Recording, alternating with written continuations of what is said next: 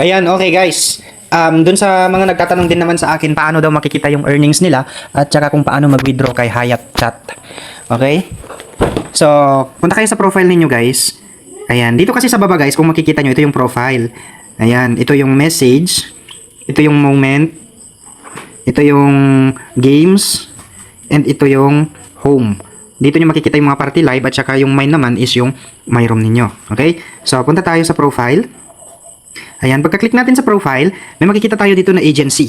Sa loob ng box, walo sila magkakasama. Yung VIP, Honor, Level, Star, Store, Bag, Agency, Family, and Share. So, itong agency, pindutin nyo yan. Then, dyan nyo na makikita yung crystal ninyo. Okay? So, sa ibang application, points, diamonds, dito is crystal. So, sa tabi ng balance, or sa tabi ng crystal, dito sa may balance, is yung USD. Or dollars. Kung magkano yung conversion nung crystal na naipon mo. Ito yung crystal, 143,000. So, pag na-convert na siya in USD is $86.86. Okay, wala pa siyang $1. So, sa baba naman niya, may tatlong pagpipilian. Ito yung exchange, transfer, and withdraw. Okay, dito sa exchange, ayan, $1 lang po yung pinaka-minimum na exchange. So, magkano ba yung $1? So, nasa 100, sabihin na lang natin nasa 185,000 na or sabihin na lang natin 160 pataas. 160 pataas na crystal yung pwede nyong ipunin dyan. Okay?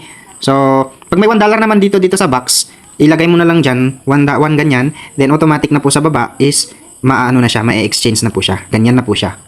Okay? So, next is transfer. So, itong transfer guys, ito naman yung ililipat mo yung crystal mo, itong mga naipon mong crystal, doon sa kay seller. Pero, hindi na po siya crystal na ililipat, kundi dollars. Kung naalala nyo si Voca application, na dollars yung ililipat nyo kay seller, ganun din po siya. Okay? Si Voca dollars kasi yung transfer. So, pwede nyo i-transfer yung dollars nyo kay seller. Pero, bago po kayong mag-transfer, yung ulit natin, bago po kayong mag-transfer, ay kailangan kontakin nyo muna itong mga seller na nasa baba kung bumibili ba sila or payroll po ba sila or nagbabayad, gusto po ba nilang bayaran yung ano mo or baka priority nila yung mga host nila, ganyan. Kailangan i-message nyo po sila kung allowed po na pwedeng mag-withdraw sa kanila yung outsiders, then mag-add po kayo sa mga GC nila para sa ganun ay hindi po mawala yung earnings ninyo. Bago kayo mag-transfer, kailangan nasa loob na kayo ng mga GC nila. Okay? So, kailangan naka-dollars. Ang minimum withdrawal dito is $5. So, nasa ilan bang crystal ang dapat ipunin nun? Sabihin na lang natin, nasa 800,000 pataas yung $5. Okay? Sabihin na lang natin, 870k, mga ganon. Okay? So, ganon po yung, $5. Kasi yung 1 million na po is $6 po yun. So, i-divide nyo na lang po yung $6 into, sabihin na lang natin, into 1M, ganon. 1M divided by 6, ganon. Tapos, kunin nyo yung amount ng doon, ng $5. Yun yung i-withdraw nyo. For example, ayan, punta tayo sa calculator. 1 million divided by 6. Ayan, 166,000. So, 167, ganon na lang. 167,000 times 5. Ayan, nasa 835,000 or 850,000 yung $5 dito kay Hayat Chat na minimum of withdrawal. Okay? So, ayan. But before kayo mag-transfer, ay naulit natin, dollars po, minimum of $5. So, kailangan kontakin nyo itong mga seller na to para sa ganun ay tanong nyo kung nag-allowed ba sila na magpa-withdraw sa mga outsiders o baka priority nila yung mga host nila or mga under nila. Okay? So, sila rin na rin yung kontakin nyo kung gusto nyo bumili ng mga coins. Ayan. So, ganun lang siya. So, yan yung tinatawag na transfer. So, pindutin nyo lang yung transfer na ganyan. Yan yung transfer na button. For example, si Queen Latina. Ayan. Ilagay nyo yung $5. Ganun. So, i-confirm nyo. Once na nag-join kayo sa agency niya, pero kung wala kayo sa GC niya. Pero kung wala kayo sa GC niya, hindi, wag kayong mag-transfer kasi hindi nyo pa pala na-contact. So, ibig sabihin, kailangan nasa loob na kayo ng mga GCs nila bago kayo mag-withdraw. Okay? Gets. Ngayon, sa withdraw naman tayo. So, pangatlo, exchange, transfer, then withdraw. Itong withdraw, guys, ito naman yung part na mamimili kayo na officials. Hindi kayo mamimili sa officials, kumbaga magda-direct kayo sa official withdrawal. So, diretso na kayo sa GCash, for example. So, pindutin nyo tong select withdrawal method. Ayan. Then, may positive sign sa taas. Ayan. Pwede kayong mag-link sa Binance ninyo or Binance ninyo. Then, yung GCash ninyo. Sa GCash dito is 2% yung bawas. So, pindutin nyo yung GCash, yung pink na yan na link.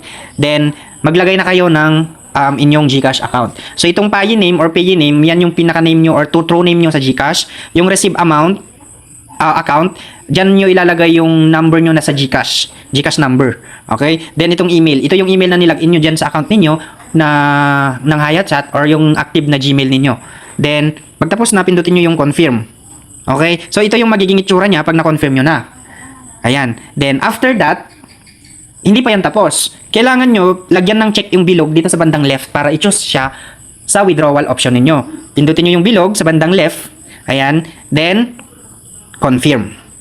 So, nandito na yung GCash number ninyo. Next, kung ilang amount yung withdraw nyo. So, $5 ang, yung minimum withdrawal ninyo. Doon sa transfer pala guys, baka nagkamali ako. Baka mayroong $3, baka pwede yun sa transfer. Hindi ko lang sure ha, kasi hindi ko pa na-try nag-transfer. Pero basta, ang isipin na lang natin, minimum of $5. Ayan. So, dito, $5 din yung pwede nyong i-withdraw. So, kulang pa yung natin ipon. Then, pag nalagay nyo na yung dollars, then, pindutin nyo itong withdraw.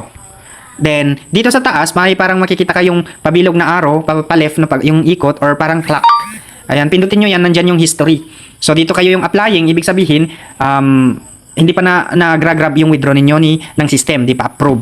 Then, pag applied successful, ibig sabihin, na-grab na ng system, naipasa na niya sa mga payroll, then, antayin nyo na lang yung payment. Okay? Tapos, pag kompleto na, binayaran na nila yung ninyo, yung salary nyo, dito nyo siya makikita sa withdrawal completed.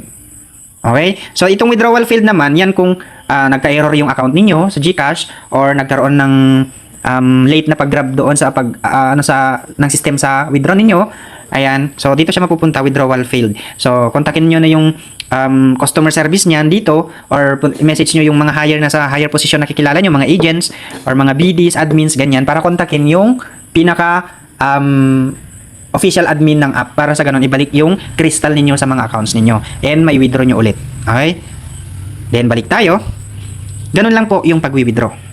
Pero, dito sa part na official withdrawal, guys, hindi po siya agad-agad mababayaran. Pwede kayong mag-withdraw ng official withdrawal anytime, any days, pero ang pinaka-processing day nila ng approval ng inyong mga withdraw ninyo bago nila mabayaran yan is every Thursday. So, sa Thursday pa lang, for example, nag-withdraw ka ngayong linggo. So, antayin mo yung Thursday na i-process yun para mabayaran yung withdraw mo. Okay? So, bakit ang tagal ganun? Yun yung system nila para minsanan kasi yung nila. Minsanan yung processing nila. Kung mag-withdraw na kayo, better to choose transfer or kung before kayo mag-withdraw is kailangan nasa Martes, Miyerkules kayo or Tuesday, Wednesday para pagdating ng Thursday approve na yung withdraw ninyo. Ayun, antayin nyo na lang buong maghapon or Friday babayaran na yung mga papasok na sa mga GCash account nyo kasi si official na ang magbabayad. Okay? So, kung gusto nyo ng madalian, itry nyo yung transfer pero kailangan kumontak kayo doon sa mga payroll or seller na nagra-grab or nagpapatransfer ng mga withdrawal. Okay? May mga options naman kayo. Hindi naman sinabi na mahirap siya ba mag-antay. Oo, kung nakakapag-antay ka, hindi siya mahirap. Pero may mga options, kaya nga naglagay sila ng option.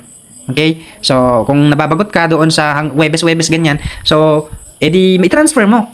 Pero kung gusto mo ng official, mas ninigurado kayo, edi mag-antay kayo ng Webes, pero mag-withdraw kayo ng Miyerkules or Wednesday withdraw, then Thursday approval ng system, then just wait for the payment. Yun na lang. So, ganun lang po guys. Yun yung basic na pag-withdraw. Ayan. So, ulitin natin. Dito kayo sa agency, mag-check ng inyong crystal. Then, conversion sa USD, i-click nyo lang yan. Dito nyo makikita yung exchange, transfer, and withdraw. So, inuulit natin. Yung transfer, magantay lang kayo ng within 24 hours bago mabayaran ni seller or payroll yung transfer ninyo. Dito sa withdraw or sa official withdraw, through GCash yan. Pero, every Thursday yung processing nila or approval nila sa mga account or green up nilang mga withdraw ninyo.